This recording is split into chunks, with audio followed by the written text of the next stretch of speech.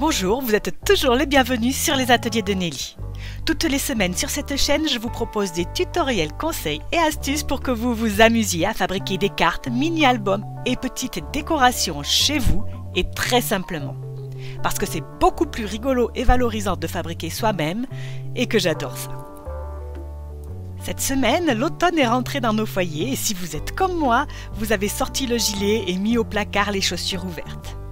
Mais qu'à cela ne tienne, on ne va pas déprimer pour autant puisqu'on sera bien à la maison avec une bonne tasse de thé et un projet de cartes qui brille et qui nous met de bonne humeur.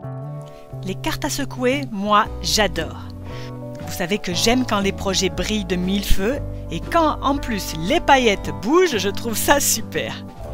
Mais il faut le dire, la façon traditionnelle de faire demande beaucoup de minutie et les techniques sont parfois assez compliquées. C'est la raison pour laquelle j'ai essayé de vous trouver un projet de carte à secouer très facile à réaliser. Et en plus, la forme de la carte tout en volume apporte beaucoup d'originalité à ce projet. Malgré le volume de la carte, elle rentre parfaitement dans une enveloppe standard. Et comme vous le voyez à l'écran, j'ai réalisé deux modèles de cartes. Celui que je vous présente dans le tuto, c'est celui avec la petite tasse. Comme je suis démonstratrice Stampin' Up, je vous présente toujours mes projets avec les produits de cette marque et je vais utiliser aujourd'hui la collection Boutique de thé qui se trouve pages 12 et 13 du catalogue annuel. Cette collection, je l'aime beaucoup parce que déjà elle me paraît très poétique. Moi j'ai tout de suite pensé à Alice au pays des merveilles quand j'ai vu ces tasses et en plus j'adore le thé. Donc pour moi c'est une collection qui est toujours d'actualité. Le lot comprend un set de tampons et un set de die vraiment bien fournis. Et si vous achetez les deux en même temps, vous avez droit à une réduction de 10%. C'est pas top ça? La collection Boutique de thé comprend aussi un superbe papier qui est présenté en 15 par 15 cm. Je l'adore parce qu'elle est vraiment tout terrain cette collection. Si vous avez besoin d'informations sur tout ça, n'hésitez pas à aller visiter mon blog Les Ateliers de Nelly.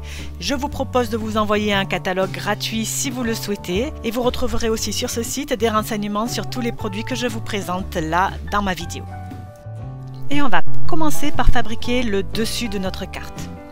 Pour cela, je vais utiliser mon massicot et je vais découper un rectangle de papier de 10,5 par 16,5 cm. Je vais ensuite mettre le côté le plus large sur le haut de mon massicot et je vais plier à 1, 2 et 3 cm de chaque côté. Comme vous voyez, pour me faciliter les choses, j'utilise la partie droite du massicot. Comme elle va jusqu'à 3,5 cm, c'est parfait. Voilà ce que l'on obtient. Je vais ensuite m'occuper du deuxième plan de ma carte. Pour cela, je vais découper un rectangle de papier imprimé de 10,5 par 10,5 cm. Je vais ensuite plier le premier rectangle de papier avec un plioir de façon à obtenir un accordéon de chaque côté de la carte. Vous le savez, le plioir est mon meilleur ami. C'est un instrument modeste, peu coûteux, mais je ne pourrais rien faire sans lui tellement il apporte de précision à tous mes pliages. Voici à quoi ressemble le dessus de notre carte. Pour l'instant, on va le remettre bien à plat parce que nous allons découper une forme en plein milieu. Là, pour vous montrer, je vais utiliser la forme d'une tasse.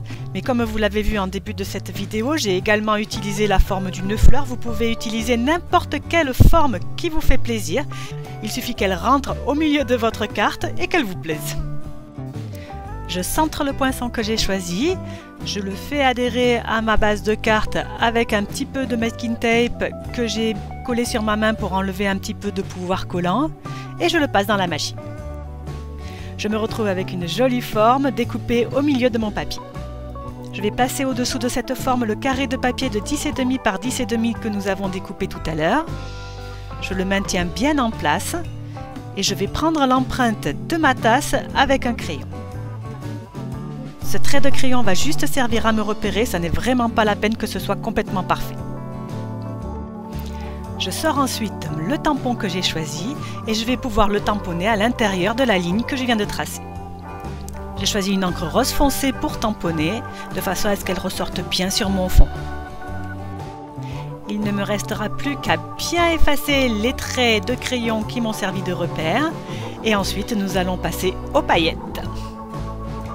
Et pour moi, la façon la plus facile d'emprisonner les paillettes, c'est d'utiliser ce type d'enveloppe qui est également vendu par Stampin' Up et de le découper à la taille de ma carte.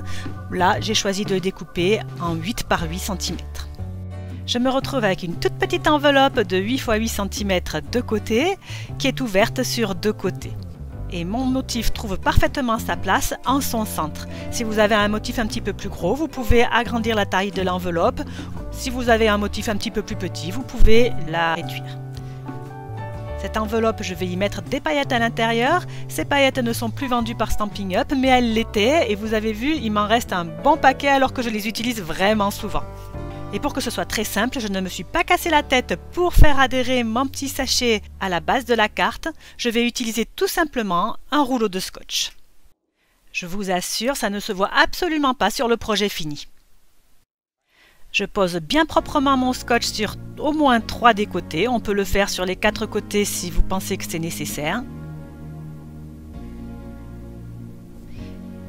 Et voilà ce que ça va donner. Mais avant d'assembler cette carte, je vais en décorer la partie supérieure. En effet, il est beaucoup plus facile de décorer la carte maintenant plutôt que plus tard, après collage, où nous devrions faire avec une épaisseur de paillettes au-dessous des tamponnages. J'ai décidé de tamponner cette carte comme si un bouquet de fleurs sortait de ma tasse. Et je commence donc par tamponner avec de l'encre couleur verte le feuillage de mon set de tampons. Je vais ensuite décorer ce feuillage avec des petites fleurs de couleur rose clair ou rose foncé. Et pour obtenir une couleur intermédiaire entre le rose clair et le rose foncé, je tamponne mon rose foncé une fois sur le papier brouillon et hop, sur ma feuille. Ça me donne vraiment un rose moyen. Et je continue en mettant des fleurs tout autour de la tasse, des deux côtés, et en mettant également quelques feuillages.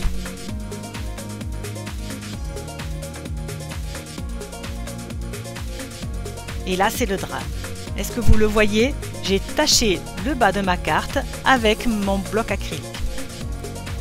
J'aurais bien sûr pu toute la recommencer, mais là, franchement, à cet endroit-là, j'avais prévu de mettre un titre, alors je mettrai une étiquette un petit peu plus grande que celle que j'avais prévue au départ, et ça ira très bien.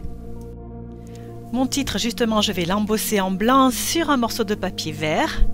Donc, je commence par le tamponner avec de l'encre Versamark.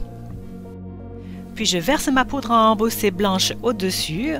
Je peux facilement la récupérer puisque j'utilise cet outil magnifique qui est également vendu par Stampin' Up.